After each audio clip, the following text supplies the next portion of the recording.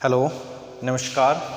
मैं राजेश कुमार, श्री अमृतनाथ महाविद्यालय फतेहपुर सहकावाटी, सह आचार्य इतिहास विभाग। आज हम बीए पार्ट सेकंड ईयर के जो सिलेबस है उसमें भारतीय सभ्यता व संस्कृति के ऊपर अध्ययन करेंगे। तो भारतीय सभ्यता और संस्कृति क्या है, किसे सभ्यता कहते हैं, किसे संस्कृति कहते हैं, इसमें आज हम ये समझने की कोशिश करेंगे कि भारत की जो संस्कृति है वो क्या है।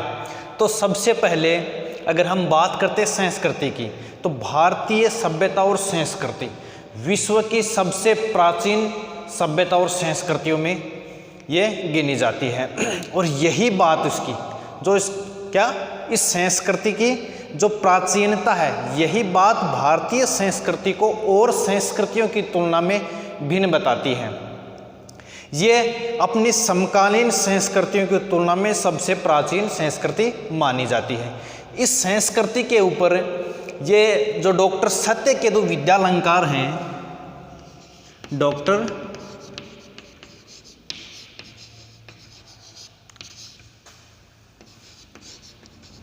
सत्यकेतु विद्यालंकार, इन्होंने संस्कृति की परिभाषा देते हुए कहते हैं, डॉक्टर सत्यकेतु विद्यालंकार कहते हैं कि मनुष्य अपनी बुद्धि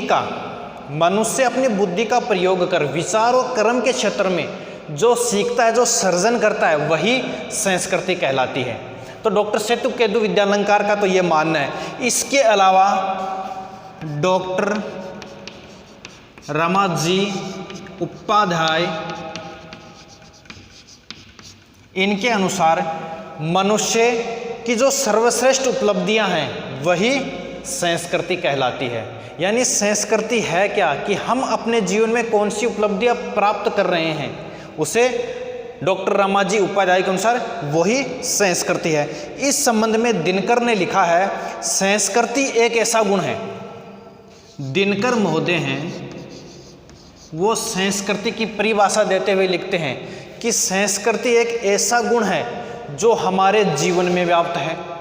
क्या कहते हैं कि जो हमारे जीवन में व्याप्त है, और ये उसी प्रकार जिस प्रकार दूध में मक्खन और फूलों में सुगंध पाई जाती है, वैसे ही भारतीय संस्कृति हमारे अंदर व्याप्त है। हम भारतीय संस्कृति को हम इससे अलग नहीं हो सकते। तो इन विद्वानों ने भारतीय संस्कृति के बारे में जो परिभाषा दी है उसके बारे में हमने अध्ययन किया। इसके साथ साथ जो सभ्यता और संस्कृति है ये है क्या, अगर हम इसमें फ़र्क, अगर ये कोई इसमें अंतर की बात करता है तो क्या अंतर है, इसके अंतर के बारे में मैं आपको बताऊं कि सभ्यता और संस्कृति की तुलना हमारे शरीर से की जाती है। जिस प्रकार से सभ्यता का मतलब शरीर से लिया जाता है और संस्कृति का मतलब हमारी आत्मा से लिया जाता है, और ये दोनों एक दूसरे के पूरक हैं। ठीक है, उसी प्रकार शरीर के बिना आत्मा का कोई महत्व नहीं है और आत्मा के बिना शरीर का कोई महत्व नहीं है। तो सभ्यता और संस्कृति का मतलब है कि हमने आंतरिक विकास कहाँ तक किया है, और सभ्यता का तात्पर्य है कि हमने बाह्य भौतिकवादी विकास कहाँ तक किया है। ठीक है, तो सभ्यता तो मनुष्य को बाहरी विकास को दर्शाती है, सभ्यता मनुष्य के बाहरी विकास को दर्शाती है, और संस्कृति उसके आंतरिक विकास को। ठीक है, जैसे हम अंदर से कितने अच्छे हैं, हमारे विचार कैसे हैं, दूसरे के साथ हम कैसा व्यवहार करते हैं, ये हमारी संस्कृति में आता है। और सभ्यता में आता है कि हमने भौतिक विकास कितना कर लिया, ये आता है सभ्यता में। अब हम इसके ऊपर अगर अध्ययन करेंगे तो इसमें हम इसकी विशेषताओं की चर्चा करते हैं कि भारतीय संस्कृति की प्रमुख विशेषताएं कौन कौन सी हैं। तो और इसके साथ साथ अगर संस्कृति की बात करेंगे तो हमारी संस्कृति थी कैसी। देखिए, उस समय समाज की अगर हम चर्चा करें संस्कृति के बारे में, तो जो ब्राह्मण थे, ब्राह्मण स्वेच्छा से गरीबी को अपनाकर धर्म के आधार पे वो क्या करते थे, धर्म की जो शिक्षा थी और जो ज्ञान को प्राप्त करने के लिए अपना सब कुछ दांव पे लगा देता था ब्राह्मण। और क्षत्रिय की बात करें तो क्षत्रिय वो था जो कि युद्ध मैदान में खुशी खुशी अपने प्राणों को न्यौछावर कर देता था। वो क्या करता था कि किसी गरीब असहाय की रक्षा के लिए अपने आत्म स्वाभिमान के लिए और इसके साथ साथ अपने युद्ध भूमि में अपने देश की रक्षा करने के लिए वो संपत्ति, अपनी जो स्त्री है, अपनी संतान है, अपनी सुविधाओं, सुख सुविधाओं को वो मिट्टी के कण के बराबर भी नहीं समझता था। ऐसा था हमारा क्षत्रिय। अगर हम बात करें वैश्य की, तो वैश्य के कौन था कि जो बड़ी कड़ी मेहनत से, जो बड़ी कड़ी मेहनत के साथ वो धन संपत्ति इकट्ठा करता था, वो उसे मौका मिलने पे देश और समाज के प्रति सब की सब संपत्ति वो वहाँ पे खर्च कर देता था देश और समाज के लिए। वह अपने आप को, जो संपत्ति होती थी, उसका ट्रस्टी मानता था, न कि उसका स्वामी। वो अपने आप को क्या मानता था? ट्रस्टी मानता था, स्वामी नहीं मानता था। तो ऐसी थी हमारी उस समय की संस्कृति। बात करें शूद्र की, तो शूद्र क्या था?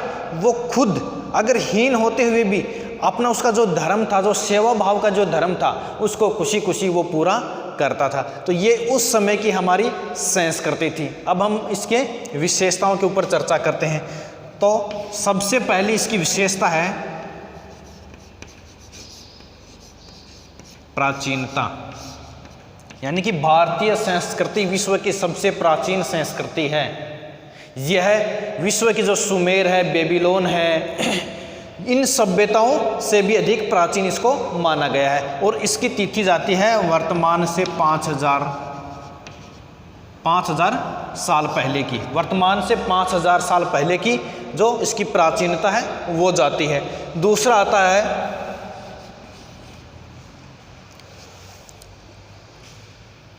धार्मिक सद्भाव, धार्मिक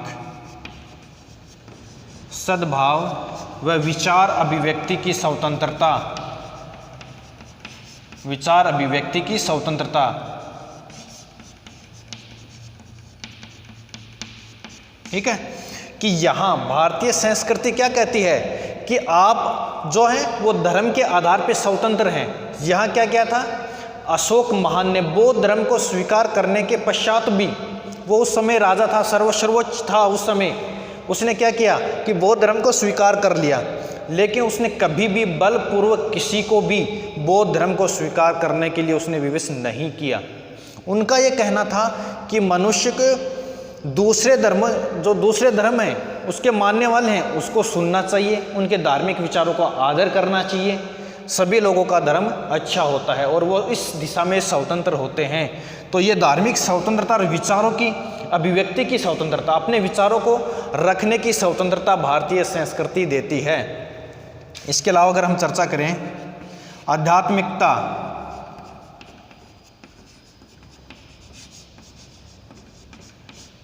आध्यात्मिकता कि हमारा देश शुरू से ही आध्यात्मिक रहा है। भारत ने क्या किया है कि जो बाहरी सुख हैं उसकी बजाय उन्होंने क्या किया कि जो आत्मिक सुख है, आत्मा के जो सुख हैं उसके ऊपर जोर दिया है। उनका मानना है, जो भारतीय लोग हैं उनका मानना है कि ईश्वर, ये सृष्टि का जो संचालक है वो ईश्वर करता है, ईश्वर ही इसके सृष्टि को चलाता है और हम पूर्णतया आध्यात्मिक हैं।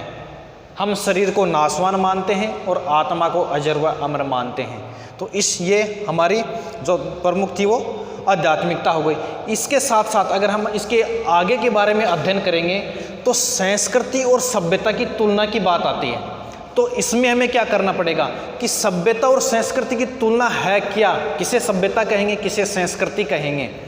तो संस्कृति का मतलब लिया जाता है जैसे कि शरीर से तो संबंध रखा गया है सभ्यता का, और जो आत्मा है उसकी हम तुलना करते हैं संस्कृति से।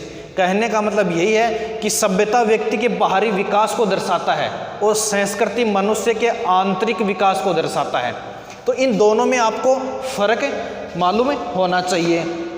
इसके साथ साथ हम अगर इसकी बात करें विशेषताओं में, तो नेक्स्ट आता है इसकी निरंतरता।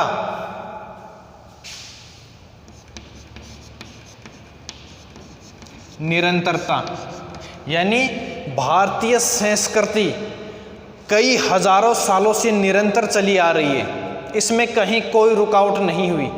भारतीय संस्कृति ने जितने विदेशी हमलों और आक्रमणों का सामना किया है उतनी किसी अन्य सभ्यता और संस्कृति ने नहीं किया। हमारे देश के ऊपर बाहर से लोग आए और उन्होंने आक्रमण भी किया। उनमें प्रमुख थे शक हैं, हुण हैं, कुषाण हैं। इन लोगों ने भारत पे राजनीतिक विजय भले ही प्राप्त कर ली हो, लेकिन वो सांस्कृतिक विजय प्राप्त नहीं कर सके। तो निरंतर रूप से हमारी भारतीय संस्कृति अबाध रूप से प्रभावित चली आ रही है। तो इसकी अगर हम चर्चा करें तो ये जो पूरा का पूरा जो भारतीय संस्कृति थी, जिसमें प्राचीनता आ गया, धार्मिक सद्भाव, विचारों की स्वतंत्रता आ गई, आध्यात्मिकता आ गई, निरंतरता आ गई, और इसमें नेक्स्ट है धर्म की प्रधानता। धर्म की प्रधानता कि भारतीय संस्कृति है वो धर्म को सबसे ऊपर रखती है। धर्म का मतलब यहाँ मनुष्य के कर्तव्य से लिया गया है कि मनुष्य का जो कर्तव्य है उसकी पालना करते हुए उसे अपना जीवन यापन करना चाहिए। महाभारत में कहा गया है कि अर्थ और काम का इस प्रकार से सेवन करना चाहिए, अर्थ और काम का इस प्रकार से आप सेवन करो जिससे कि धर्म की उपेक्षा ना हो। कहने का मतलब है कि धर्म को हमारी संस्कृति सबसे ऊपर रखती है। तो ये जो हमारी भारतीय संस्कृति है, ये इसमें कहने का साफ साफ सीधा और ये मतलब निकाला जाता है कि जो और सभ्यता और संस्कृति हैं, जैसे कि हम बात करते हैं पश्चिमी सभ्यता और संस्कृति की, तो वो क्या करती हैं, वो भौतिकवाद की ओर चल रही हैं, लेकिन भारतीय संस्कृति आध्यात्मिकता की ओर चल रही है। और आज जो और देशों की संस्कृतियां हैं वो धीरे धीरे अपने भारतीय संस्कृति को ही अपनाने का विचार कर रही हैं और भारतीय संस्कृति को ही अपनाने की कोशिश में वो लगे हुए हैं। तो कहने का ये मतलब निकाला जाता है कि भारतीय संस्कृति और सभ्यता सबसे प्राचीन है और विश्व की जितनी भी सभ्यताएं और संस्कृतियां हैं उनमें सबसे अच्छी मानी गई है। ठीक है, थैंक यू।